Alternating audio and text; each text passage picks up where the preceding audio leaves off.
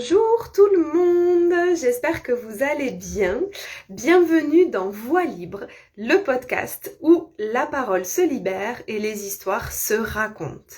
Je suis Claire, coach et énergéticienne et créatrice de l'entreprise Claire qui pétille. Si tu veux nous rejoindre dans mon univers, il y a mon coaching Vivante pour une transformation profonde et le Cercle des Étoiles, mon espace Telegram pour un soutien quotidien et des lives 4 fois par mois. Installe-toi, ta voix mérite d'être entendue. Alors, aujourd'hui, je reçois Fabrice, qui est accompagnant intime. Je reçois quelqu'un qui n'est ni un expert, ni un thérapeute, ni une figure médiatique. Mais je reçois une voix, une histoire, un parcours singulier. Alors, Fabrice, tu es là, du coup tu as rejoint la vidéo, super, trop chouette, coucou tout le monde, bienvenue sur ce live où nous allons du coup pouvoir, hop, super, rejoindre le live. Est-ce que ça marche? Oui! Alors, attends, il faut que je tourne. Hop. Oui! Trop chouette, ça a marché!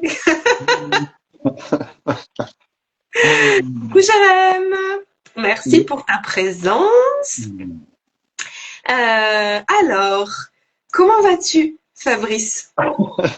Bah écoute, à la fois en joie, excité, légèrement en stress de ne pas m'être connecté du premier coup, mais heureux d'être là en tout cas. Bon, super, super, super. T'inquiète pas, la première version n'apparaîtra jamais sur Instagram. Donc tout va bien, tout va bien, tout va bien. En tout cas, moi, je suis ravie aussi de t'accueillir sur ce podcast Voix libre. Figure-toi que tu es le premier homme à participer à ces interviews. Donc bienvenue, bienvenue à toi. Vraiment, je suis ravie de pouvoir faire ce moment de partage avec toi. Alors, pour commencer, alors je dis pour les personnes qui sont là en direct, si vous avez des questions en plus des miennes pour Fabrice, n'hésitez surtout pas à les écrire dans les commentaires du live. Moi, je les poserai, je les ferai remonter avec grand plaisir. Pour commencer, toi, comment aimerais-tu te présenter sans forcément parler de ton métier? Eh bien, je dirais un homme sensible, un homme en quête de justesse depuis plusieurs années, animé par le sujet de la relation et de la sexualité. Voilà Ok. les grandes lignes de qui je suis aujourd'hui. Ok, super. Et qui étais-tu du coup avant d'être accompagnant intime? Puisque c'est comme ça du coup que tu définis ton métier. Qui étais-tu avant d'être dans ce métier-là? Bah, un papa déjà de deux grands enfants aujourd'hui, voilà, qui ont leur vie établie. Ok. Un homme qui a travaillé dans l'industrie pendant plus de 20 ans dans une grande entreprise, qui se sentait plus en phase avec la façon de manager, qui était quand même l'image, la représentation un petit peu de notre société aussi. Voilà, c'était pas que l'entreprise dans laquelle je travaillais, c'était vraiment cette façon de voir l'humain et la place de l'homme dans la société, aussi bien dans l'entreprise que dans la société en général. Et voilà, il y a un moment donné, la vie m'a amené quelqu'un qui m'a emmené sur un autre parcours et je raconterai ça un petit peu plus tard. Trop chouette. Trop chouette, trop chouette. Tu nous fais du teasing en plus. Génial, génial. Du coup, si c'est OK pour toi, l'idée là dans cette première partie d'interview, c'est un peu que les personnes elles puissent aussi faire connaissance avec toi et qu'on puisse aborder un peu ton chemin de vie, comment tu en es arrivé jusqu'à aujourd'hui, jusqu'à l'homme que tu es aujourd'hui. Et alors, d'après toi, si tu devais décrire les grandes étapes qui ont façonné ta vie, lesquelles seraient-elles? Je dirais principalement mes rencontres féminines finalement. Euh, c'est vraiment grâce à elles que j'ai construit ce métier. Je suis parti de ces rencontres, de ces difficultés dans mes relations, des difficultés qu'ont eues les femmes. en l'occurrence avec les hommes, dans leurs relations, des phases de ma vie où depuis l'âge de 20 ans, sur ma première rencontre, je me suis senti impuissant, euh, voilà, face à ma compagne qui avait vécu des abus vis-à-vis de l'homme.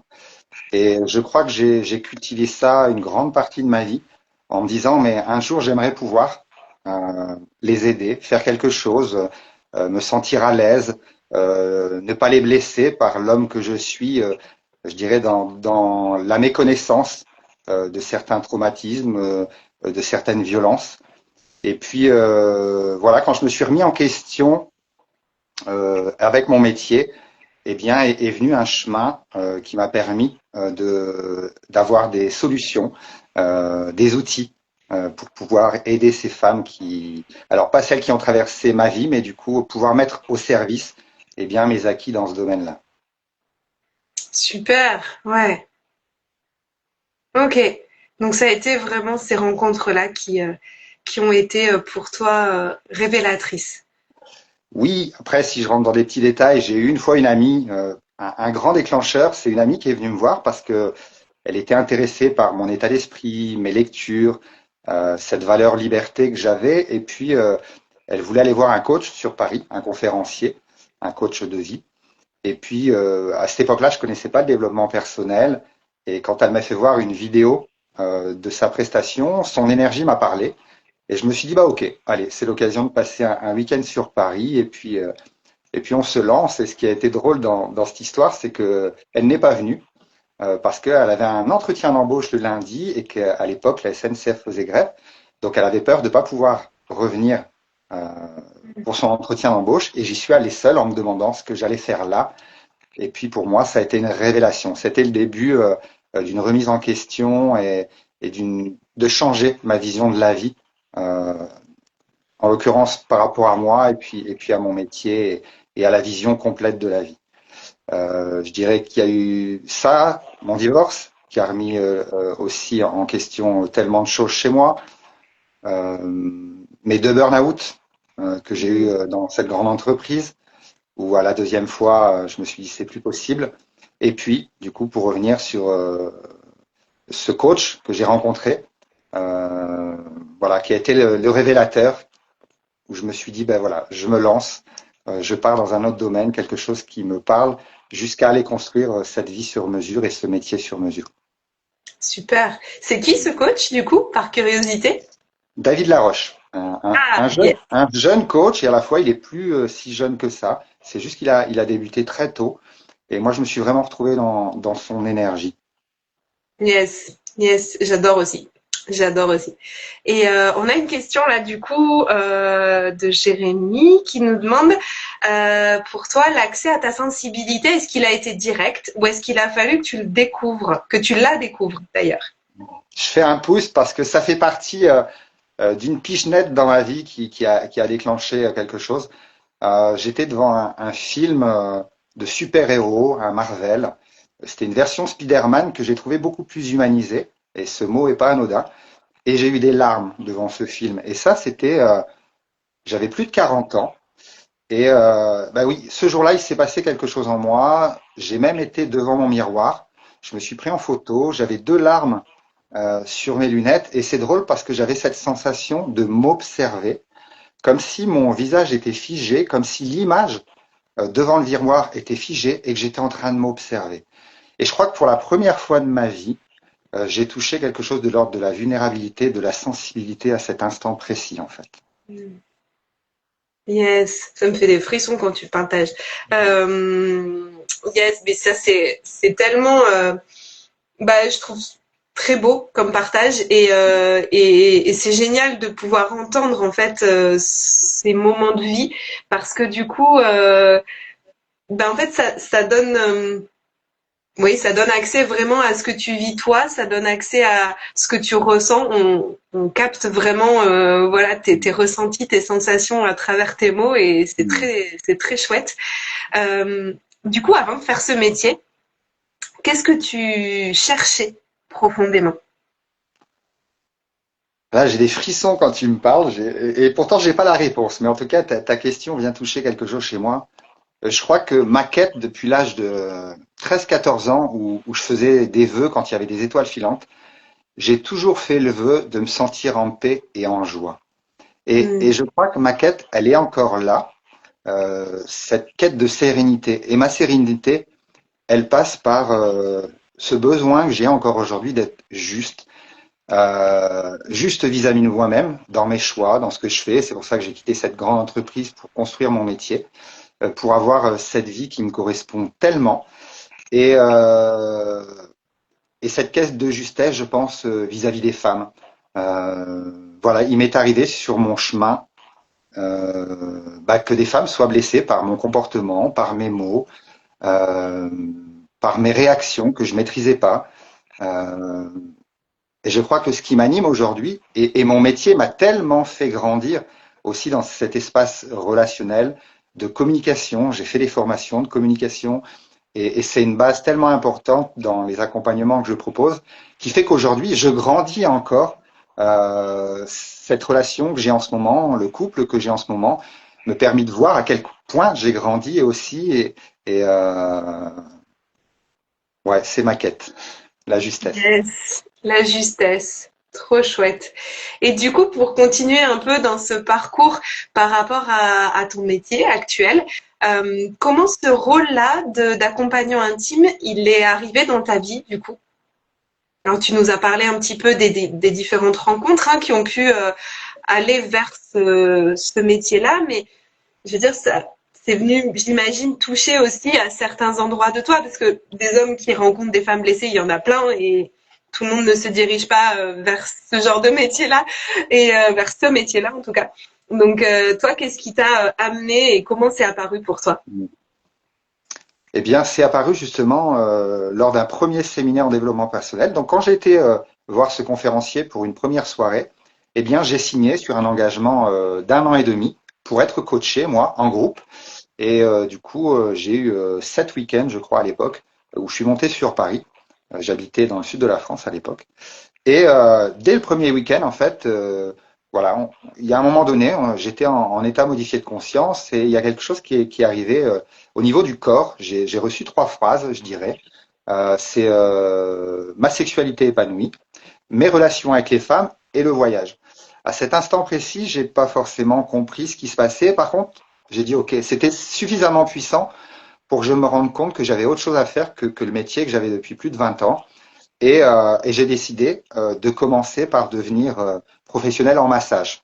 Parce que, je l'avais déjà expliqué dans d'autres interviews, mais voilà, j'ai une de mes chéries, voire deux, qui me disait que j'avais des mains en or et je me suis dit, OK, ton pouvoir, euh, ton potentiel, ta zone de génie, il y a plein de termes pour définir ça, ta sensibilité, tes dons, à chacun d'y mettre le terme qui lui correspond. Moi, je parlerai de sensibilité. Aujourd'hui, ma sensibilité, elle est dans mes mains. Et du coup, j'ai décidé de leur faire confiance. Et je me suis lancé dans des formations de massage. C'est comme ça que ça a commencé. Ok, ok. Et du coup, est-ce que pour toi, c'était un choix? Est-ce que ça a été une évidence, une nécessité ou peut-être juste une série d'expériences et d'événements qui t'ont amené à ça? Ça s'est passé Les, comment? les quatre, Les les quatre. quatre. Mais vraiment, vraiment, les quatre, c'était une Ouais. évidence. C'était une évidence. C'était un besoin. Moi, j'en pouvais plus. C'était une évidence parce que c'est venu du cœur, c'est venu des tripes. C'était tellement puissant que, d'ailleurs, quand j'ai été voir mon manager d'équipe le lendemain, hein, donc moi j'ai cette révélation le dimanche, le lendemain je reprends le boulot et je dis à mon manager, écoute, je vais quitter l'entreprise, j'ai trouvé ma voie. Je crois qu'il a dû sentir dans ma voix à quel point j'avais trouvé cette voie. Et il me dit, ok, tu pars quand? Ouh, je dis, attends, j'ai pas réfléchi quand même. C'est juste, mais je dis, dans un an, je suis parti parce que je sens que ça m'anime tellement. Il m'aura fallu 3 ans. C'est là, Ok. il m'aura fallu 3 ans pour quitter une grande société où j'avais toute la sécurité, en tout cas que j'avais besoin à l'époque, pour créer mon métier. Euh, voilà, aujourd'hui, le métier que je fais, c'est un métier de cœur. Et cette introspection, je l'ai eu plusieurs fois depuis, je l'ai commencé en 2017. Depuis ce temps-là, il m'est arrivé des bricoles, il m'est arrivé des difficultés, des expériences que je vous raconterai un peu plus tard aussi certainement. Euh, ouais, voilà, j'ai perdu le fil et ça m'arrive de temps en temps. C'est pas grave, t'inquiète. Et du coup, pourquoi ce terme d'accompagnant intime, du coup, par rapport à ton métier, et pas forcément un autre terme? Très belle question qui est hyper importante pour moi, d'autant plus pourquoi? Parce que j'ai une éthique toute particulière qui est liée à ce métier. Ce métier, je l'ai créé. À ma connaissance, ce métier n'existe pas en France et je suis parti le développer en Suisse pour pouvoir travailler en toute transparence. Voilà, je voulais travailler avec l'éthique qui correspondait et dans la légalité et j'ai été construire mon métier là-bas. Euh, et j'ai perdu le fil une deuxième fois. Ta question, C'était c'est? pourquoi ce terme d'accompagnant intime et pas un autre? Ok. Euh, Parce que mon métier ouvre la possibilité à, je dirais, une intimité globale. Et que j'utilise des outils thérapeutiques, des outils de coach, parce que voilà, quand j'ai décidé de quitter cette grande entreprise, eh bien, par les synchronicités, et ça répond à tes 4 critères de tout à l'heure, il s'est créé des synchronicités, des rencontres, et j'ai fait différents stages par envie. Voilà, et des stages qui répondaient à de la thérapie, des stages qui répondaient à du tantra, des stages qui répondaient à du coaching. Et je me suis servi de tout ce panel comme outil pour l'intégrer à mon métier. Sauf que c'est important pour moi de bien dire que je ne suis ni thérapeute ni coach quand je suis accompagnant intime. C'est vraiment une éthique que j'ai créée en fonction de la loi, en fonction du pays où je travaille, avec sa propre éthique, avec son propre cadre aujourd'hui. Voilà. Et pour moi, c'est important que ce titre que l'on me donne aujourd'hui, c'est bien accompagnant intime. Après, tout ce qu'il y a derrière, eh bien oui, il y a des choses qui peuvent se raccrocher au coaching et à la thérapie, mais je ne suis ni un thérapeute ni un coach. Yes, j'entends. Et du coup, peut-être pour prendre un peu la question à l'envers, ce métier d'accompagnant intime, d'après toi, qu'est-ce qu'il n'est pas? Parce qu'on a des images de ce qui peut être, mais un peu pour aller dans l'autre sens. Qu'est-ce que pour toi il n'est pas ce métier? Ben, il n'est pas un travail d'escorte, Hmm. sans jugement de valeur sur ce métier, parce que quand je l'ai construit le mien, j'ai été voir des témoignages de femmes, en l'occurrence, parce que j'accompagne principalement des femmes en accompagnement intime. J'ai été voir la beauté que certaines femmes pouvaient vivre euh, par l'intermédiaire de l'escorting. Euh, il n'est pas un métier à proprement dit euh, de la sexualité, parce que dans mes propositions, il y a une globalité qui est beaucoup plus grande, il y a un panel qui est beaucoup plus grand qu'une limitation liée à l'acte par lui-même. Euh, voilà, même si dans l'accompagnement, il y a de la pratique, ce n'est pas, je dirais, la part, c'est pas c'est pas la charnière. La charnière, elle est dans s'autoriser à être soi-même. Et je crois que ce que l'on peut vivre lors d'un accompagnement, eh bien, c'est justement je dirais entre guillemets, une véritable relation, une véritable communication avec un homme pour s'autoriser à être soi-même dans un cadre sécurisé. Et le mot cadre, il est hyper important. Ça veut dire que on va poser le cadre avant un accompagnement. Il va être rappelé en permanence. Et le post-accompagnement a une valeur hyper importante pour aller éviter certains travers, éviter des flous, et je pense qu'on y reviendra aussi tout à l'heure.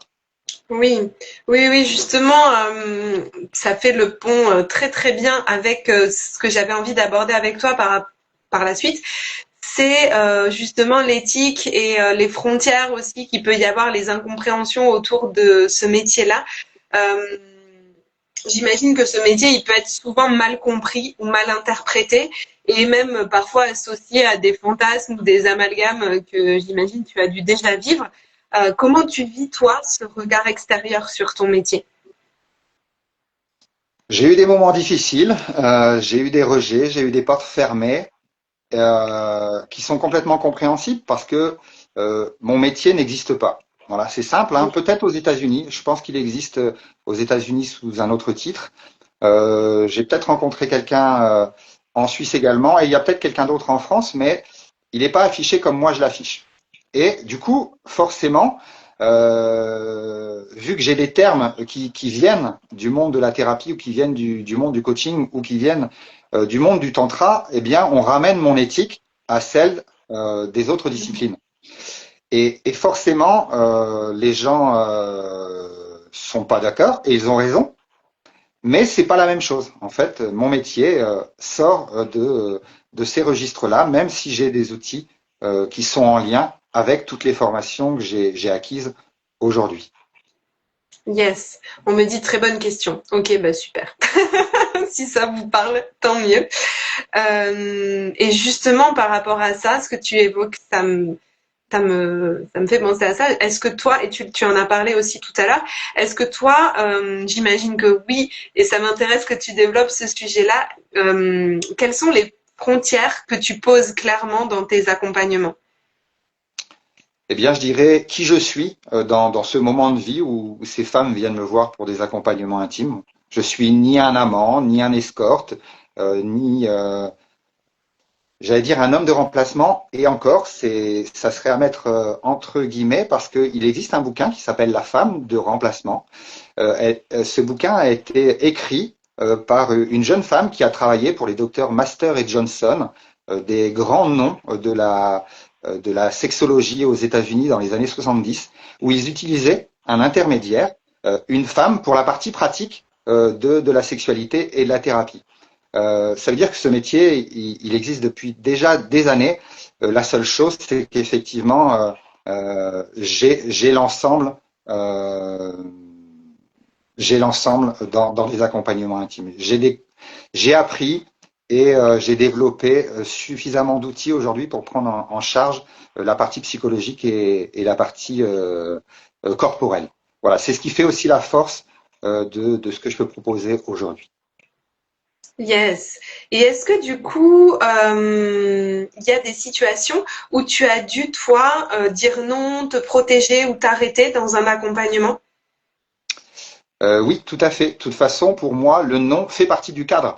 Et l'enseignement, si je peux employer ce terme-là, il est dans le consentement. S'autoriser à dire oui pour qu'il soit un vrai oui aussi. Savoir dire non pour pouvoir dire un vrai oui et voir l'endroit où ce peut-être se trouve, où c'est ce moment de doute, où trop souvent on a employé cette phrase qui ne dit rien consent. Eh bien pour moi on n'y est pas du tout. Qui ne dit rien ne consent rien. Voilà, qui ne dit rien ne sait pas. Et à cet endroit où on ne sait pas, c'est là où on doit s'arrêter. C'est là où on doit se questionner, c'est là où on doit prendre ce temps. Ça veut dire que pour moi, dire non, c'est aussi montrer à quel point le consentement, il est pour tout le monde et même moi qui accompagne, et je dirais surtout moi. Je suis le modèle, en tout cas dans ces instants-là. Yes, ça fait du bien d'entendre des mots comme ça. Ça fait vraiment du bien. Merci pour tes réponses et pour ton discours. Là, je sors un peu de ma casquette, on va dire, d'intervieweuse et je te parle plus en tant que femme, où c'est vraiment, je trouve, super de pouvoir que tu puisses en tout cas exprimer ce point de vue-là. Et je pense que ne serait-ce que par des mots, même j'imagine que tes accompagnements doivent guérir aussi beaucoup de femmes, mais déjà ne serait-ce que par des mots, je pense qu'il y a déjà certaines femmes qui peuvent se dire waouh, en fait il y a déjà des hommes qui pensent ça, qui actent ça, et merci du coup, merci vraiment pour ça parce que c'est très précieux, vraiment. Donc avec plaisir. Et du coup, là, l'idée, c'est d'aller un peu explorer les zones d'ombre. Euh, on y arrive tranquillement, mais sûrement. Trop chouette. Et du coup, j'imagine que tu en as fait certaines erreurs sur ton chemin. Est-ce que tu peux nous partager un peu, voilà, certaines des erreurs que tu as pu commettre justement sur ce chemin-là? Clairement, clairement, et je pense qu'il est temps qu'on en parle, que les hommes Mm. parlent de leurs erreurs, que les femmes parlent de leurs erreurs, qu'on soit de véritables êtres humains. Quand j'ai débuté ce métier, j'ai été voir des pairs, des gens qui travaillaient en tout cas dans le domaine de l'intimité. Et souvent, on m'a renvoyé la perfection.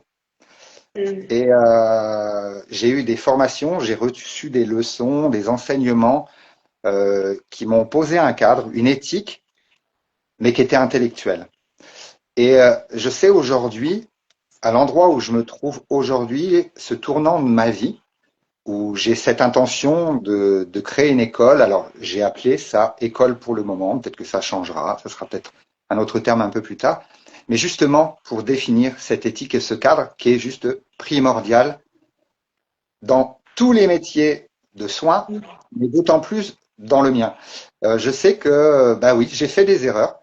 J'ai eu une sortie de cadre d'une façon naïve. Quand j'ai vécu ça et que ma cliente, moi je parle de cliente, hein, parce que j'ai plus une vision de coach ou d'accompagnant, du coup je parle de cliente.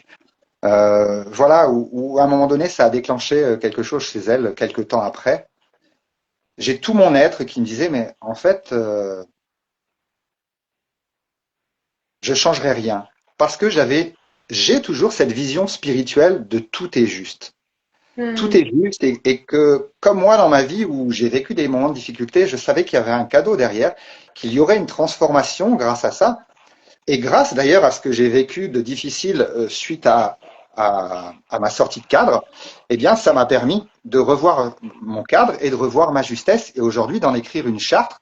Et comme je l'ai vécu dans le corps, il y a quelque chose de beaucoup plus fort où je sais qu'aujourd'hui c'est inacceptable et que c'est la plus grande leçon que j'ai prise dans ma vie et que je ne pouvais pas continuer ce métier-là tant que j'avais pas pris cette leçon et je ne pouvais pas enseigner tant que je n'avais pas reçu cette leçon. Ça veut dire que dans cette école, dans cette formation que je donnerai pour accéder à ce métier-là, en tout cas avec éthique et cadre, eh bien c'est ça. Mais ça va être de le faire jouer. J'ai déjà prévu des scénarios parce que j'ai aussi dans l'idée d'écrire un scénario de pièce de théâtre, un scénario de film. J'ai déjà eu 2 rendez-vous.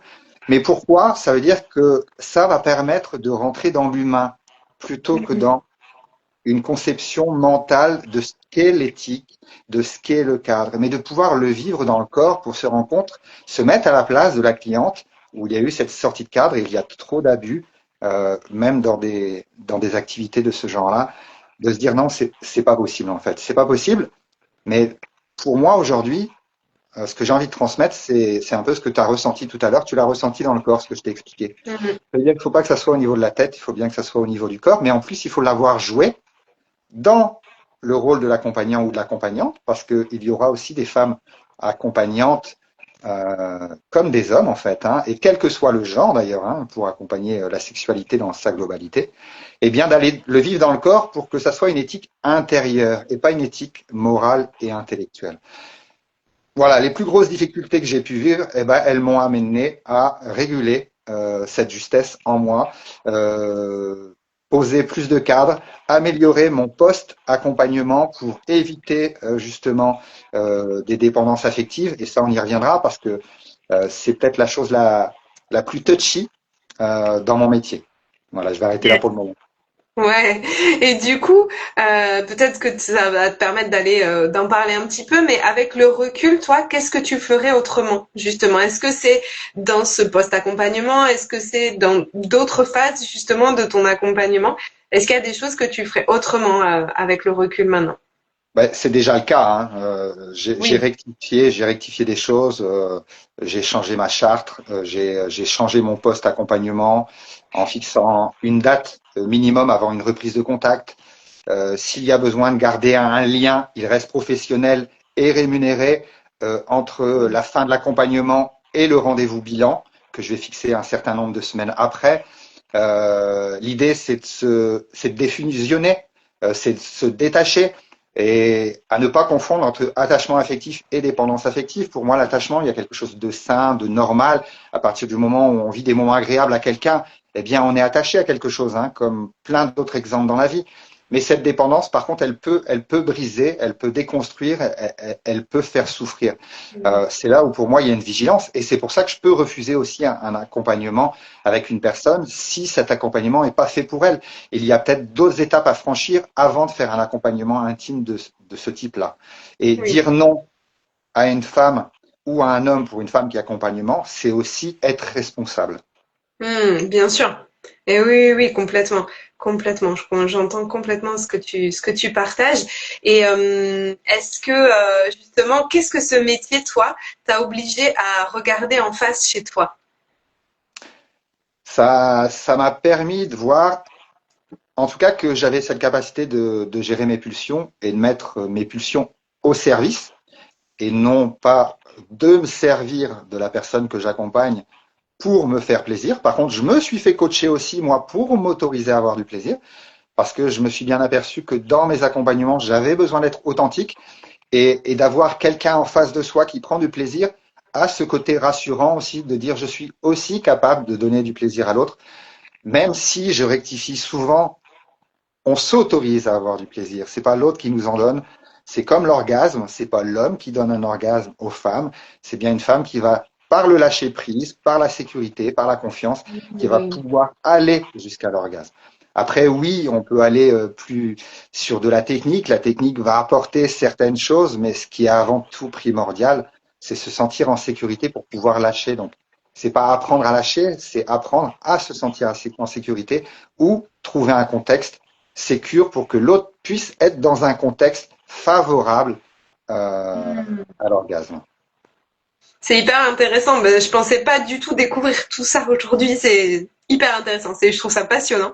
Et justement, là, on va aller toucher vraiment au cœur de tes accompagnements et de ce que tu viens accompagner vraiment quand tu es en accompagnement du coup avec les femmes. Et du coup, au-delà du corps, parce que ça, tu expliquais que, bah, et on le sent en fait que ça va bien au-delà du corps. Qu'est-ce que tu accompagnes? J'accompagne l'être, s'autoriser à être pleinement, Hmm. se découvrir. Euh, J'accompagne de nombreuses femmes qui ont été coupées de leur corps, c'est leur expression. Elles sont déconnectées de leur corps, euh, elles se connaissent pas. Elles se sont mises de côté pendant des années, soit à cause de l'éducation des enfants, soit à cause de la profession qui prend tellement d'espace, soit parce que elles ont eu un compagnon qui avait des soucis lui-même dans sa sexualité et qui ne s'intéressait pas au plaisir de sa compagne, qui se disent aussi à un moment donné, bah voilà, ça fait un certain nombre d'années que je vis ça, aujourd'hui il est temps que je vive, donc voilà, c'est vivre, c'est être un être humain joyeux, plein, qui s'assume, qui se rencontre, qui est tout simplement. Je crois que c'est ça ce qui me réjouit, ce qui me réjouit et ce qui me fait du bien, c'est la prise de conscience. C'est ce que j'appelle moi, c'est saut quantique en version spirituelle, quand il y a des révélations qui se font, quand il y a des larmes qui naissent parce que elles se reconnaissent, parce qu'elles s'autorisent, parce qu'elles se voient, parce qu'elles se découvrent. Je crois que ce que j'aime dans cette part de chez moi, c'est l'explorateur et l'homme qui aime la découverte. Et bien, j'aime faire vivre la même chose en fait. Ce qui m'anime, c'est par plein d'outils, plein de moments de vie, parce que ce que je propose est vraiment un moment relationnel. Au-delà des outils, ce qui transforme la vie de quelqu'un d'autre, c'est l'alliance, c'est la reliance, c'est l'amour de l'autre. Et voyez l'amour comme un amour inconditionnel. J'aime l'être humain, j'aime les femmes, euh, j'aime la vie en général. Et je crois que c'est ça que j'ai envie de transmettre, cette âme de coach que j'ai profondément. Elle est de changer ce mindset, de faire évoluer ce mindset pour voir la vie autrement, pour se voir autrement.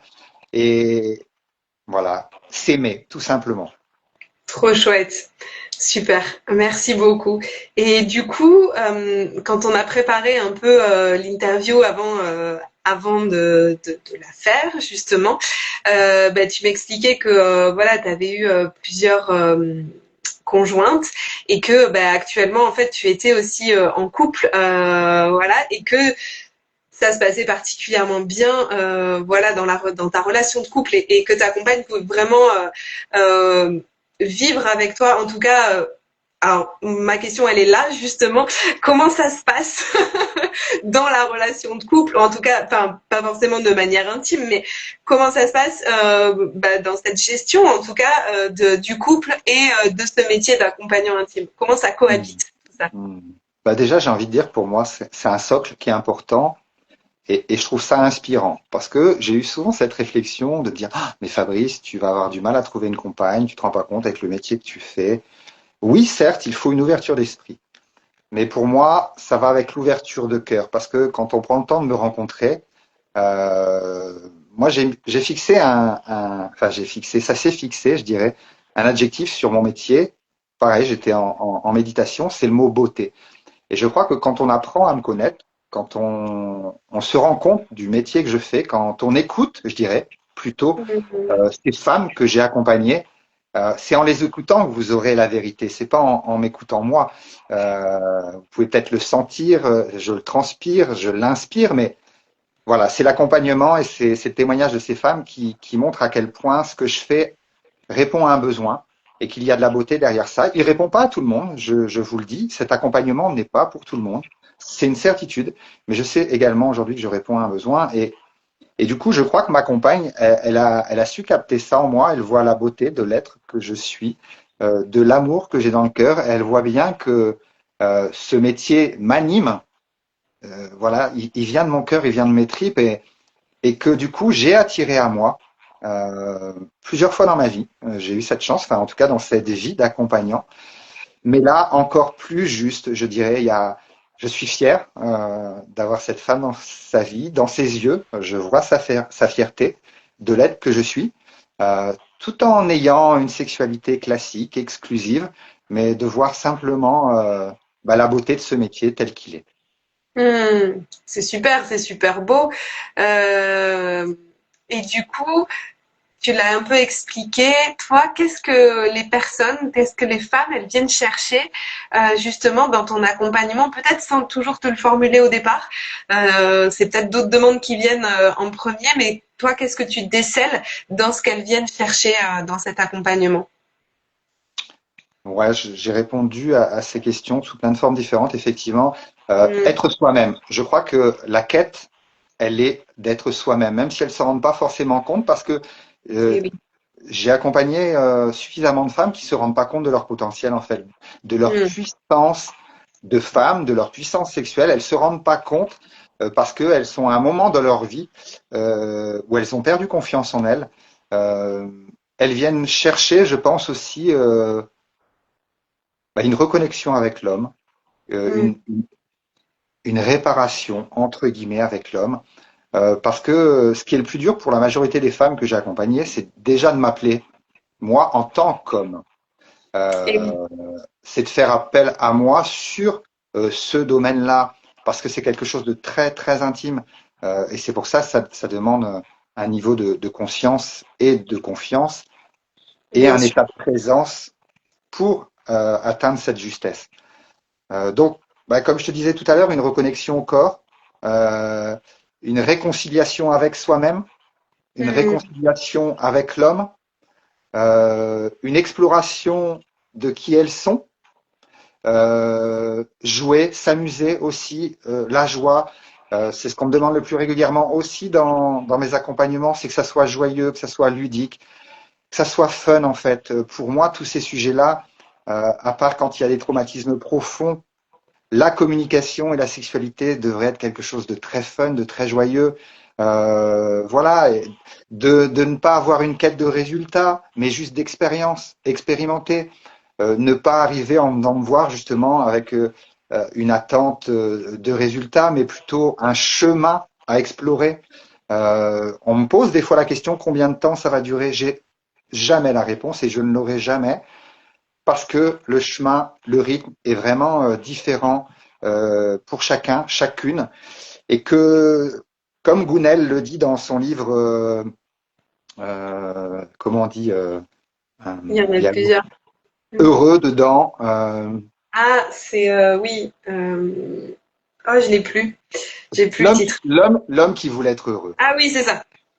Voilà, c'est pas le résultat qui est important, c'est le chemin. Et Mhm. c'est ce que j'offre aujourd'hui en partenariat, un chemin. Alors, les coachs vont dire on est à côté. Eh bien oui, je suis à côté de la personne, mais comme dans une relation où je vais mettre au service, eh bien, mes connaissances, mes facilités, mes sensibilités pour cheminer sur ce chemin relationnel, émotionnel et sexuel. Trop chouette. Ok, super. Et du coup, pour aller un peu plus loin, tu l'as dit, tu l'as évoqué aussi tout à l'heure, tu as un projet d'écriture, notamment de livres, de scénarios, de pièces de théâtre. Pourquoi avoir cette envie justement de raconter autour de ce sujet? Ah, je me suis souvent posé la question, et même encore aujourd'hui, pourquoi? Et ça commence à venir. C'est drôle parce que c'est en le faisant que ça commence à venir. Hmm. Euh, je crois que j'ai envie d'ouvrir une porte sur ce métier-là. Parce que quand on m'a reçu en Suisse par rapport à ce métier, c'est comme si on recevait un métier qu'on attendait. Parce que le besoin, il est là, de travailler de cette manière-là, il est là, et de trouver justement cet amalgame, pas l'amalgame, pardon, la différence entre la thérapie et l'escorte. Et aujourd'hui, il n'y a pas forcément quelque chose qui existe entre les deux. Euh, je pense que le livre, moi, va me permettre de poser tout le chemin que j'ai accompli. J'adore le développement personnel et ce que j'ai envie de transmettre dans ce livre, c'est mon chemin pour arriver à cette vie sur mesure que j'ai aussi bien de couple que professionnelle. Et ça, ça a été une quête pour moi, ça a été des difficultés. Il y a plein de clés. Donc j'ai envie de transmettre ces clés, j'ai envie de transmettre cette idée, c'est possible. Tout est possible à partir du moment où on part du cœur, on part de ses tripes. Donc il y a une part de ça.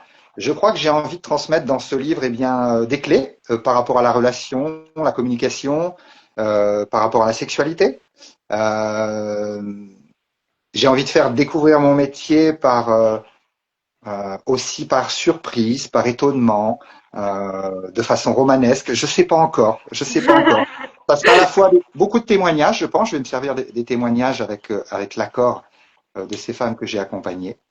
Euh, donc le bouquin, ça sera un melting pot euh, de tout ça, de biographies, de témoignages, de clés sur une trame de développement personnel.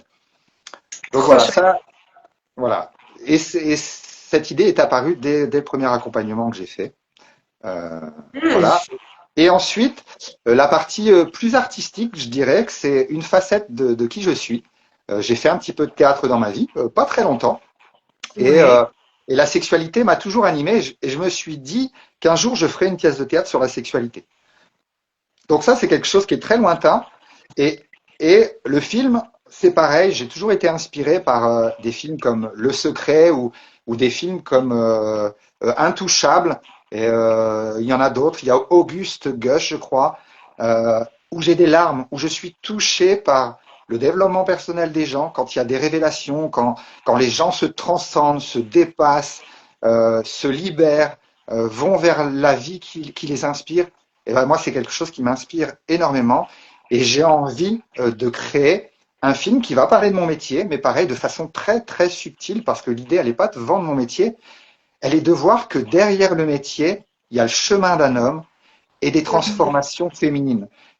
Et, je vous le dis, on peut le mettre dans l'autre sens. Ça pourrait être très bien une femme qui accompagne et des transformations masculines. Parce que Mhm. les hommes qui sont traumatisés, ça existe aussi, des abus Eh oui. masculins existent aussi, pardon. Et si on sort du genre féminin ou masculin, les abus ont lieu aussi bien pour tous les êtres humains. Donc voilà, moi je parle parce que je suis hétéro et je parle d'accompagnement féminin parce que j'ai pris cette voie, mais j'ouvre l'espace et l'idée, ça va être d'ouvrir l'espace et certainement plus facilement sur une pièce de théâtre pour ouvrir à tous les genres et à toutes les sexualités de façon ludique, joyeuse, mais en ayant des clés importantes dans tout ça. Oui, et je me Voilà. dis aussi, tu vois, c'est aussi une façon de transmettre, mine de rien, et potentiellement après d'ouvrir des débats aussi.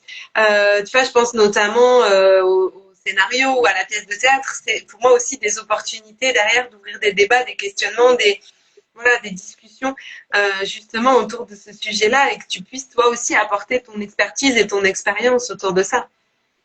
Oui, clairement. Moi, ça, j'associe à l'espace plus grand. Tu sais, souvent dans le développement personnel, on parle de mission de vie. Et je sens que ce qui me touche, c'est l'harmonie homme-femme. Mm. Vraiment, d'une, dans les difficultés relationnelles ou communicatives que j'ai pu avoir dans ma propre vie, où j'ai pu observer dans d'autres couples. Et couples, je mets duo, partenaire, on peut y mettre toutes les sexualités, tous les genres également dans tout ça, hein. Hop, je respire pour retrouver le fil de nouveau. C'était l'idée de ta mission de vie. T'étais parti Oui, sur cette idée-là. euh, Et oui, ça que, veut dire, oui, oui, voilà. C'est la partie plus grande. Mais si je reviens à quelque chose qui est plus corporel, qui est plus présent, c'est simplement l'envie. Je suis animé en fait. Mon mm, métier, il m'anime. Ce côté artistique, il m'anime. Dans mes accompagnements, pour moi, mon accompagnement est un art. Il y a beaucoup, j'utilise beaucoup l'intuition, j'utilise mon corps dans ce que je ressens, dans mes sensations, dans mon expression. Et ce côté artistique, ben, je sens que j'ai envie de l'exprimer par ces domaines du film et du théâtre. Donc il y a au-delà de la mission de vie, juste si tu me dis, Fabrice, voilà, tu t'occupes pas du regard des gens, tu t'occupes pas de l'argent que tu vas gagner, qu'est-ce que tu veux faire? Ben, moi, j'ai envie d'écrire un livre, j'ai envie de créer une école, j'ai envie de faire un film sans aller au-delà de tout ça. Juste, yes. je sais que si je dois cocher des trucs à la fin de ma vie, eh ben, c'est de me dire, mais moi, j'ai fait ça parce que j'ai eu envie de le faire. Est-ce qu'il y a vraiment besoin de trouver une raison?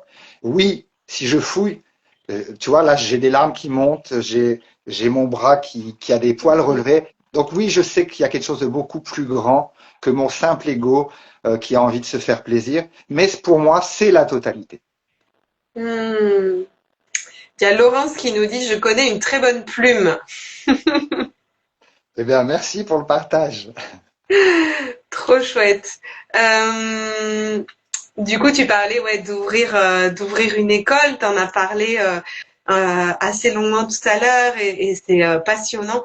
Justement, pour toi, j'aurais juste une question par rapport à ça et à cette école et à cette notion de transmission autour de ce sujet-là. Pour toi, qu'est-ce qui manquerait dans les formations aujourd'hui ou dans l'accompagnement intime que toi, t'aimerais transmettre?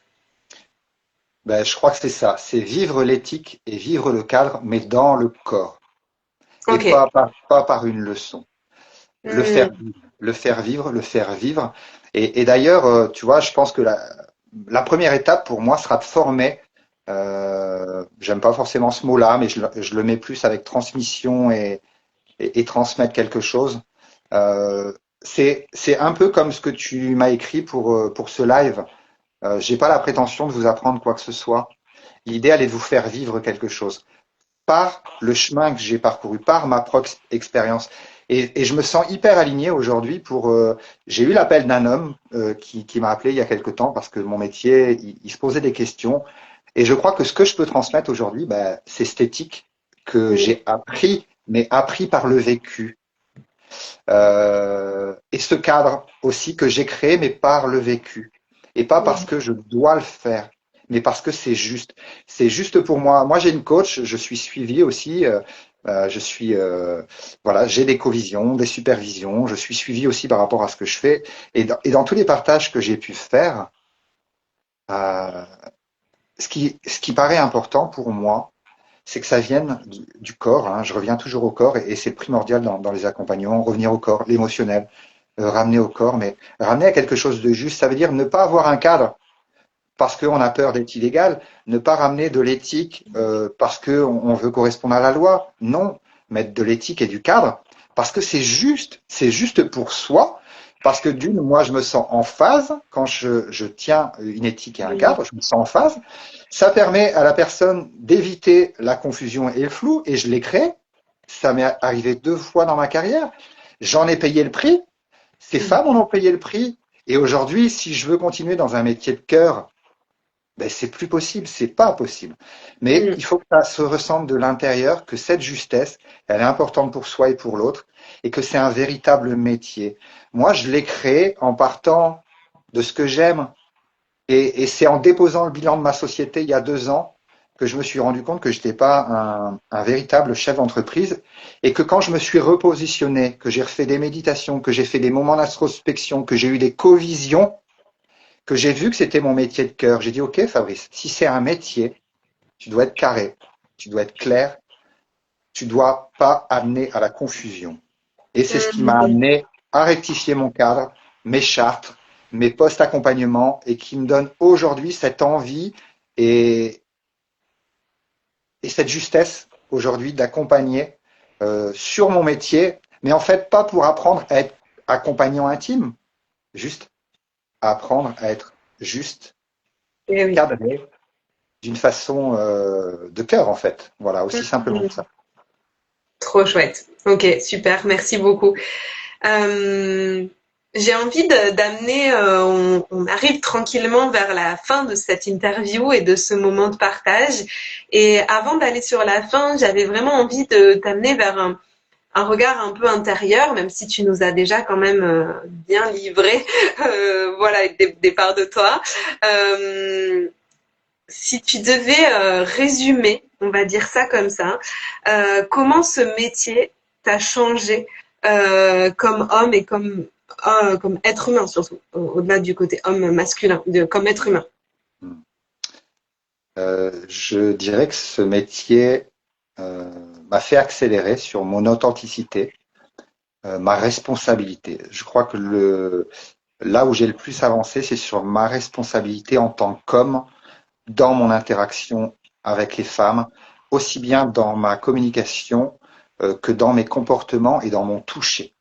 Euh, je crois que là où vraiment moi j'ai grandi, c'est à cet endroit-là, et je le vois dans la relation que j'ai aujourd'hui de couple, où j'assume complètement, pas uniquement ce que je fais, mais surtout mes fautes, mes erreurs, parce que j'en fais encore.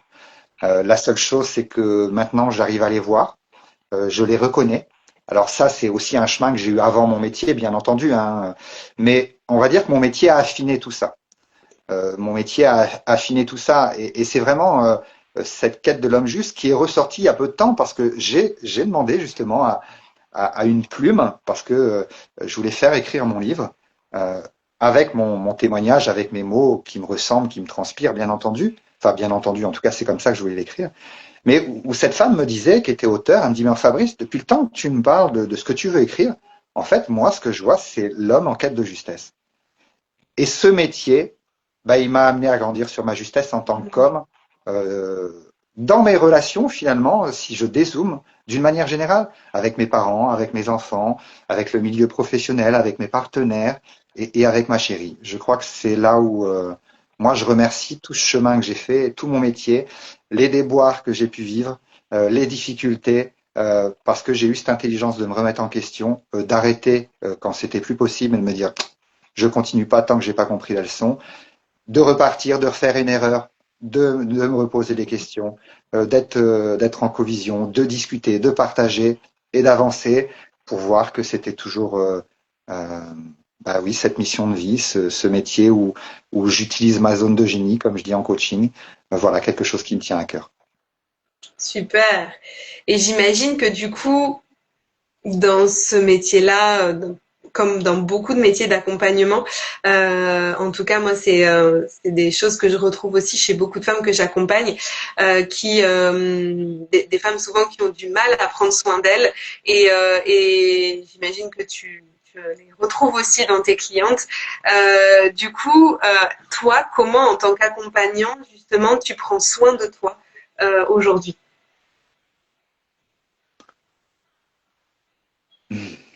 En écoutant mon rythme, et c'est ce que j'essaye de faire dans mes accompagnements, d'écouter le rythme de la personne que j'accompagne. Écouter mon rythme, être en accord avec ma valeur de liberté qui est hyper importante, ma valeur d'humanité. Et c'est pour ça que j'ai su réguler mes postes accompagnement, où j'ai fait le lien avec ma valeur, où du coup ça devient pas, où l'éthique ou le cadre ne devient pas quelque chose d'imposé. mais bien quelque chose de naturel et de juste. Euh,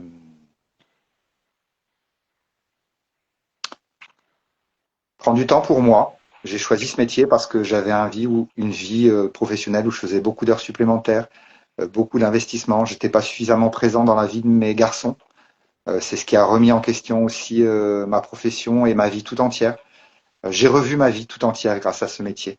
Aussi bien le choix des gens avec qui je travaille. Voilà, j'accompagne, euh, je fais le choix de mes horaires, de mon rythme de vie, de ma santé, d'une manière générale, de la douceur de ma vie, euh, de mes besoins, de mes limites. Et je pose ce mot limite, mais pour moi, c'est une chose tellement importante dans les accompagnements intimes aussi, le travail sur les limites. Quand on est dans un cadre sécurisé, c'est beaucoup plus facile que quelqu'un qui va réagir, quelqu'un qui ne comprend pas, qui n'a pas la gestion émotionnelle.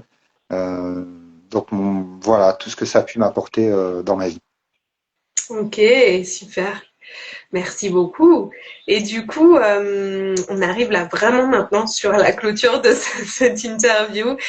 Si tu devais, toi, laisser une phrase justement ou un mot aux personnes qui nous écoutent, qu'est-ce que tu pourrais leur dire aujourd'hui? Je pense que une intimité juste et responsable demande d'être responsable et à l'écoute de son rythme. Ok. Avec qui on fait l'amour? Quand est-ce qu'on fait l'amour? Hmm, Pourquoi je fais l'amour avec cette personne? Ça demande une grande responsabilité hmm. pour que tout soit Et oui. juste. Hmm. Tellement, tellement, ce mot de responsabilité, il revient très très fort et beaucoup en ce moment, je trouve. Et on est dans une époque justement qui nous demande à la fois de nous rappeler de notre responsabilité collective et de notre responsabilité individuelle aussi. Et je trouve ça très chouette de rappeler aussi à quel point notre responsabilité individuelle, en fait, elle a un impact très fort dans toute notre vie et notamment dans notre sexualité. C'est vraiment important. C'est un Mm. véritable chemin. Oui, exactement. Ben écoute, je pense qu'on peut s'arrêter là, si c'est OK pour toi. Euh, En tout cas, je voulais vraiment te remercier pour ce moment de partage parce que c'était vraiment voilà, moi un sujet que je trouve passionnant. C'est justement un sujet voilà pour parler aussi de manière personnelle 2 secondes. C'est un sujet tu vois qu'on a abordé hier au moment du repas avec notre fille de 10 ans qui avait plein de questions à ce sujet-là et qui commence à avoir plein de questions. Et c'était hyper intéressant de pouvoir, on en parle de manière libre, bah, avec des mots adaptés à un enfant de 10 ans, bien évidemment, mais voilà, de manière à ce que déjà, dans sa perception, il n'y ait pas forcément de tabou. Et je me disais, c'est fou à quel point les synchronicités viennent. J'adore observer ça parce que on a eu justement cette discussion hier soir et aujourd'hui, je t'interview à ce sujet. Et je trouve ça très juste. Et je me dis ben, qu'en tant que femme et en tant que maman, je me dis que c'est super que nos filles elles puissent aussi ben, rencontrer ou être au contact de d'hommes comme toi, en tout cas qui puissent tu vois amener aussi ben, justement de la sécurité, du cadre et de la douceur aussi dans cette vision de la sexualité. Et voilà. Donc merci beaucoup pour ça. Et voilà, c'était ma manière de conclure cette interview de manière très simple et assez personnelle. Mais voilà, comme je te disais, je me laisse aussi traverser par le flot de ce qui vient. Donc voilà. Eh ben, écoute, merci à toi, Claire. Merci pour ces questions pertinentes. Voilà, c'était très agréable pour moi de répondre à ces questions. Bien sûr, on pourrait aller beaucoup plus profondément sur toutes ces questions, mais j'ai vraiment apprécié aussi ta belle énergie et ton authenticité dans ces questions. Et merci à tous les gens qui ont posé des questions. Et voilà, Yes. ouvrons le N'hésitez débat. pas. Ouvrons le Oui, débat.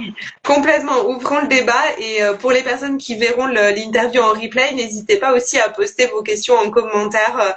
Nous, on restera vigilants et on pourra bien évidemment y répondre au besoin, sans problème. Donc, donc voilà. Mais écoute, merci à toi. Je te souhaite une très très belle fin de journée et petit clin d'œil du coup avant de partir aux Invincibles quand même. Je me dis on pourrait pas voilà partir sans faire ce clin d'œil puisque notre rencontre en fait avec Fabrice s'est faite par le biais d'un club business du coup du club business Invincible et où Fabrice a gagné une interview au jeu concours de Noël du coup. Donc petit clin d'œil à tous les Yes. Invincibles. Ouais. Merci. Merci à toi, Claire, et merci aux Invincibles. Et merci à tous ceux qui ont été là en live et à ceux qui écouteront le replay. Je vous Super. embrasse et bel après-midi. Salut Fabrice. Ciao. Bye bye.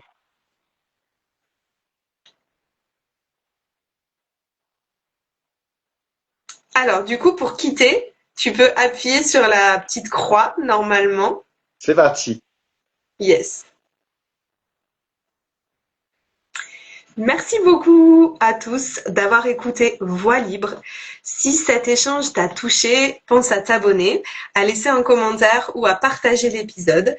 Et pour aller plus loin avec moi, il existe mon coaching vivante pour une transformation profonde et le Cercle des Étoiles, mon espace Telegram pour un soutien quotidien et des lives une fois par semaine.